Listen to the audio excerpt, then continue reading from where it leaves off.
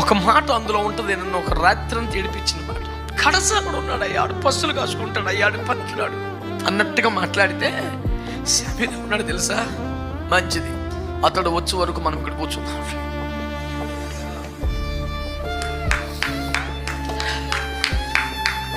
ఎంత గొప్ప దేవుడు. కన్న తండ్రి చేతని రిజెక్ట్ లిస్ట్ లో పెట్టబడిన ఒకటి కోసం పరమ తండ్రి వెయిట్ చేస్తున్నాడు.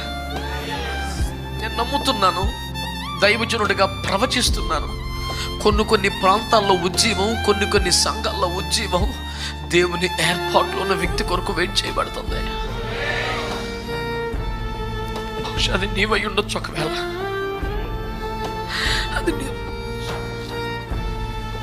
అభిషేకం వేచి ఉంది, అభిషక్తులు వేచి ఉన్నారు. Who knows, that might be you.